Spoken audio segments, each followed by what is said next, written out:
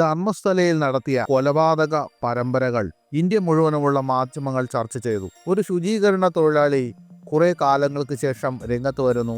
ആ ക്ഷേത്ര പരിസരത്തെ കാടുകളിലും മറ്റുമൊക്കെ ഒരുപാട് പേരെ കുഴിച്ച് താഴ്ത്തിയിട്ടുണ്ടെന്ന് പറയുകയും അവരിൽ പലരെയും റേപ്പ് ചെയ്തും ക്രൂരമായി പീഡിപ്പിച്ചുമൊക്കെയാണ് കൊന്നതെന്നും ശേഷം ഡെഡ് ബോഡി വനത്തിൽ മറവു ചെയ്തുവെന്നും അത്തരം അനവധി ഡെഡ് ബോഡികൾ തനിക്ക് പലരുടെയും നിർബന്ധപ്രകാരം മറവ് ചെയ്യേണ്ടി വന്നുവെന്നും ഈ ശുചീകരണ തൊഴിലാളി വെളിപ്പെടുത്തുകയുണ്ടായി. അതേ തുടർന്നുള്ള അന്വേഷണങ്ങൾ ഇപ്പോൾ പുരോഗമിക്കുകയാണ്. ശുചീകരണ തൊഴിലാളിയും കൊണ്ട് ആ വനമേഖലയിലൊക്കെ പ്രത്യേക അന്വേഷണ സംഘം ഡെഡ് ബോഡി കണ്ടെടുക്കാനായി ശ്രമിക്കുന്നുണ്ട്. അവിടെയും ഇവിടെയുമായി 1-2 കണ്ടെത്തി എന്നൊക്കെ പറയപ്പെടുന്നുണ്ട്. ആ കേസ് അതിൻ്റെ വഴിയെ അന്വേഷണം മുന്നോട്ട് പോകട്ടെ. പക്ഷേ ധർമ്മസ്ഥല മാതൃകയിലുള്ള ഒരു കൂട്ടക്കൊലപാതകം കേരളത്തിൽ നടന്നതായുള്ള ഞെട്ടിക്കുന്ന വാർത്തകളാണ് ഇപ്പോൾ പുറത്തു വരുന്നത്. പ്രതി മറ്റാരുമല്ല, സെബാസ്റ്റ്യൻ എന്ന് പേരുള്ള ഒരു വ്യക്തി. സ്ത്രീകളെ വശീകരിക്കുകയും ശേഷം അവരുടെ സ്വർണ്ണാഭരണങ്ങളും മറ്റുമൊക്കെ അപഹരിച്ചിട്ട് അവരെ കൊന്നുകളയുകയുമാണ് ഇയാളുടെ പരിപാടി എന്നാണ് പറയപ്പെടുന്നത്.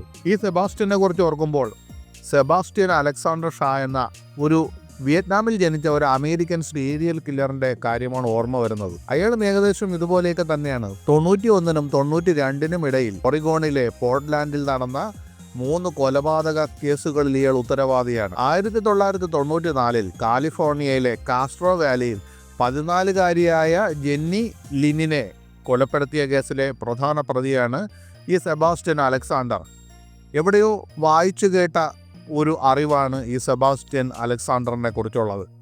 ഇപ്പോൾ കേരളത്തിലും ഒരു സീരിയൽ കില്ലർ സെബാസ്റ്റ്യൻ ഉടലെടുത്തിരിക്കുന്നു. കേരളത്തെ ഞെട്ടിക്കുന്ന സംഭവ വികാസങ്ങളിലൂടെയാണ് കാര്യങ്ങൾ മുന്നോട്ട് പോകുന്നത്. ഇത്രയും ദിവസം ധർമ്മസ്ഥലയെക്കുറിച്ച് വായിച്ച് പേടിച്ചിരുന്ന നമ്മൾ ഇപ്പോൾ കേരളത്തിൽ തന്നെ ഇത്തരം ദുരൂഹമായ ചില കുറ്റകൃത്യങ്ങൾ നടന്നിട്ടുണ്ട് എന്ന് മനസ്സിലാക്കുന്നു. ഒരു സ്ത്രീയുടെ തിരോധാനവുമായി ബന്ധപ്പെട്ടാണ് ഇയാൾ അറസ്റ്റിലായത്. തുടർന്ന് 3 കോൾഡ് കേസുകളെങ്കിലും വീണ്ടും അന്വേഷിക്കാൻ തുടങ്ങി. അടുത്തിടെ ഒരു സ്ത്രീയുടെ തിരോധാനവുമായി ബന്ധപ്പെട്ട് ആലപ്പുഴ ജില്ലയിൽ നിന്ന് അറസ്റ്റിലായ 65 വയസ്സുള്ള ഈ സെബാസ്റ്റ്യന് കഴിഞ്ഞ 3 വർഷങ്ങളായി 3 സ്ത്രീകളുടെ തിരോധാനവുമായി ബന്ധമുണ്ടെന്നാണ് പറയപ്പെടുന്നത്. കോൾഡ് കേസ് എന്ന് ഇവിടെ ഉദ്ദേശിച്ച ആ വാക്കുണ്ടല്ലോ, അതിൻ്റെ അർത്ഥം പുതിയ തെളിവുകൾ കണ്ടെത്തുന്നത് വരെ ഒരു കേസ് ഓപ്പൺ ചെയ്തിട്ട് പരിഹരിക്കപ്പെടാത്ത ചില കേസുകളുണ്ട്. അപ്പോൾ പുതിയ തെളിവുകൾ കണ്ടെത്തുന്നത് വരെ പരിഹരിക്കപ്പെടാതെ അങ്ങനെ നീണ്ടുപോകുന്ന ഒരു ക്രിമിനൽ അന്വേഷണത്തിന് പറയുന്ന പേരാണ് ഈ കോൾഡ് കേസ്. ആ പേര് പൃഥ്വിരാജ് അഭിനയിച്ച ഒരു മലയാള സിനിമയുണ്ടെന്ന് നിങ്ങൾക്കറിയാമല്ലോ. അപ്പോൾ അത്തരത്തിൽ 3 സ്ത്രീകളുടെ കേസുകൾ വീണ്ടും ഇയാളുമായി ബന്ധപ്പെട്ട് അന്വേഷിക്കാൻ തുടങ്ങി. ഈ സെബാസ്റ്റ്യൻ എന്ന വ്യക്തിക്ക് കഴിഞ്ഞ കുറച്ച് വർഷങ്ങളായി കാണാതായ 3 സ്ത്രീകളുടെ തിരോധാനവുമായി ബന്ധമുണ്ടെന്ന് കണ്ടെത്തിയിട്ടുണ്ട്. ഇയാളുടെ വീട്ടിൽ പരിശോധന നടത്തിയപ്പോൾ വീടിനകത്തു നിന്ന് രക്തക്കറ കണ്ടെത്തി. മാത്രമല്ല പ്രതിയുടെ വീട്ടിൽ നിന്ന് കത്തിക്കരിഞ്ഞ ശരീരഭാഗങ്ങളുടെ അവശിഷ്ടങ്ങളും കണ്ടെടുത്തതോടെ മുൻപത്തെ ഈ 3 കേസുകളും കൂടി അന്വേഷണം പുനരാരംഭിക്കാനാണ് ഇപ്പോൾ പോലീസ് ഒരുങ്ങുന്നത്. അതുപോലെ 6 അസ്ഥികൂടങ്ങളും പരിശോധനയിൽ കണ്ടെത്തിയെന്നാണ് പറയപ്പെടുന്നത്. ഇതൊക്കെ ആരുടേതാണ് എന്ന ചോദ്യത്തിനാണ് പോലീസ് ഇനി ഉത്തരം കണ്ടെത്തേണ്ടത്. ആലപ്പുഴയിലെ പള്ളിപ്പുറത്തുള്ള ഇയാളുടെ വീടിൻ്റെ വിശാലമായ സ്ഥലത്ത് വിപുലമായ തെരച്ചിൽ നടത്താൻ സാധ്യതയുണ്ട്. കൂടുതൽ അസ്ഥികൂടങ്ങൾ കണ്ടെത്തിയതോടെ ഇയാൾ ഒരു സീരിയൽ കില്ലറാണെന്ന സംശയമാണ് പോലീസിനും ഈ വാർത്ത അറിയുന്ന ജനങ്ങൾക്കും ഉള്ളത്. സ്റ്റേറ്റ് ക്രൈംബ്രാഞ്ച് കോട്ടയം യൂണിറ്റാണ് ഇപ്പോൾ പരിശോധന നടത്തുന്നത്. ആ സ്ഥലത്തേക്ക് മറ്റാരെയും പ്രവേശിപ്പിക്കുന്നില്ല. കോട്ടയം ജില്ലയിലെ ഏറ്റുമാനൂർ സ്വദേശിയായ ജൈനമ്മയുടെ തിരോധാനവുമായി ബന്ധപ്പെട്ട് റിയൽ എസ്റ്റേറ്റ് ഇടപാടുകാരനായ പ്രസ്തുത സെബാസ്റ്റ്യൻ അറസ്റ്റിലായി. 2024 ഡിസംബറിലാണ് ആ കേസുമായി ബന്ധപ്പെട്ട് ഇയാൾ അറസ്റ്റിലാവുന്നത്. പോലീസ് ഈ ജൈനമ്മയുടെ മൊബൈൽ ഫോണിന്റെ ടവർ ലൊക്കേഷൻ കേന്ദ്രീകരിച്ച് പിന്തുടർന്ന് അന്വേഷണം നടത്തിയപ്പോഴാണ് സംശയം സെബാസ്റ്റ്യനിലേക്ക് തിരിയുന്നത്. കഴിഞ്ഞ ആഴ്ച പോലീസ് അയാളുടെ വീട്ടിലെത്തി. അവിടെ പരിശോധന നടത്തിയപ്പോഴാണ് കത്തിക്കരിഞ്ഞ മൃതദേഹത്തിന്റെ അവശിഷ്ടങ്ങളെല്ലാം കണ്ടെടുത്തത്. സാമ്പിളുകളുടെ DNA പരിശോധനകൾ നടത്തി വരികയാണ് ഈ അസ്ഥികൂടങ്ങളുടെ ഐഡന്റിറ്റി കണ്ടെത്തുന്നതിന് വേണ്ടി. അതേസമയം തന്നെ ആലപ്പുഴ സ്വദേശിനികളായ 2 മിസ്സിംഗ് കേസുകൾ, 2 സ്ത്രീകൾ അവരുടെ മിസ്സിംഗ് കേസുമായി ബന്ധപ്പെട്ട് ഇയാളെ നിരീക്ഷണത്തിൽ വെക്കുകയാണെന്ന് പോലീസ് പറയുന്നു. മാത്രമല്ല ഇയാളുടെ വീടിന് സമീപത്തെ ഒരു മരത്തിൽ നിന്ന് കൊന്ത കണ്ടെത്തി. അതുമാത്രമല്ല കൂടുതൽ പരിശോധനയിൽ ലേഡീസ് ബാഗും വസ്ത്രവും എല്ലാം കണ്ടെടുത്തിട്ടുണ്ട്. ഇയാളെ വീടിന് പിന്നിലെ കുളത്തിലും പോലീസ് പരിശോധന നടത്തുന്നുണ്ട്.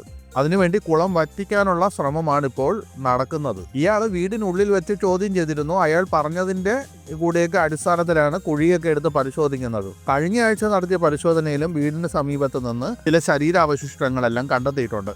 2006 ബിന്ദു പത്മനാഭനുമായും 2012 ഐഷയുമായും ഇയാൾക്ക് ചില ബന്ധങ്ങളുണ്ടെന്ന് പോലീസ് കണ്ടെത്തി. ഈ ബിന്ദു പത്മനാഭൻ വിവാഹിതയല്ല, മാത്രമല്ല അവർ ബന്ധുക്കളിൽ നിന്ന് അകന്നു കഴിയുന്ന ഒരു സ്ത്രീയാണ്. അവരുടെ ഉടമസ്ഥതയിലുള്ള ഒരു ഭൂമി വിൽപ്പനയിലാണ് ഈ സെബാസ്റ്റ്യൻ അവരുമായി ബന്ധപ്പെടുന്നത്. അങ്ങനെ ആ സ്ത്രീയെ കാണാതായി വർഷങ്ങൾക്ക് ശേഷമാണ് അവരുടെ സഹോദരന് സംശയം തോന്നിയതും പോലീസിനെയൊക്കെ സമീപിച്ചത്. ഭൂമി ഇടപാടിനായി വ്യാജരേഖകൾ ഉപയോഗിച്ചതായും ഈ സെബാസ്റ്റ്യൻ ഈ ഭൂമി ഇടപാടുമായി ബന്ധപ്പെട്ട ചില വ്യാജരേഖകൾ ഉപയോഗിച്ചതായി അന്വേഷണത്തിൽ കണ്ടെത്തി. സെബാസ്റ്റ്യനെ ചോദ്യം ചെയ്തെങ്കിലും ഈ ബിന്ദു പത്മനാഭൻ എവിടെയാണെന്ന് തനിക്ക് അറിയില്ലെന്നാണ് അയാൾ ഉറച്ചു നിന്നത്. അതുപോലെ ഐഷയുടെ തിരോധാനവുമായി ബന്ധപ്പെട്ടും ഈ സെബാസ്റ്റ്യൻ അന്വേഷണം നേരിട്ടു. എന്നാൽ ഇതിനൊന്നും പ്രത്യേകിച്ച് തെളിവുകളൊന്നും ഇല്ലാത്തതുകൊണ്ട് അന്വേഷണം അങ്ങനെ അനിശ്ചിതത്വത്തിലായിരുന്നു. അതങ്ങ് നീണ്ടുപോവുകയായിരുന്നു. ഈ 3 സ്ത്രീകളുടെ തിരോധാനവുമായി ബന്ധപ്പെട്ട സെബാസ്റ്റ്യൻ സംശയ നിഴലിലാണെങ്കിലും ജൈനമ്മയുടെ കേസുമായി ബന്ധപ്പെട്ട കാര്യത്തിൽ മാത്രമാണ് സെബാസ്റ്റ്യൻ പറയുന്നത്.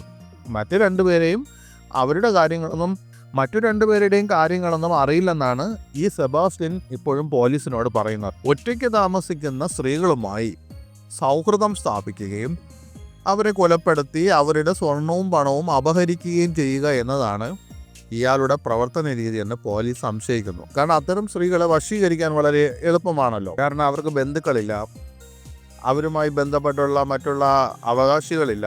അങ്ങനെയൊക്കെയുള്ള സന്ദർഭങ്ങളിൽ അവരെ വശീകരിച്ച് അവരുടെ സ്വത്തും പണവുമൊക്കെ കയ്യിലാക്കിക്കൊണ്ട് കൊലപ്പെടുത്തുക. അങ്ങനെ ഒരുപാട് സ്ത്രീകളെ ഇയാൾ അപായപ്പെടുത്തിയിട്ടുണ്ടോ എന്ന് കണ്ടെത്തുക കൂടിയാണ് ഇപ്പോൾ ഈ പോലീസും ഈ അന്വേഷണ സംഘത്തിൻ്റെ പ്രധാനപ്പെട്ട ലക്ഷ്യം.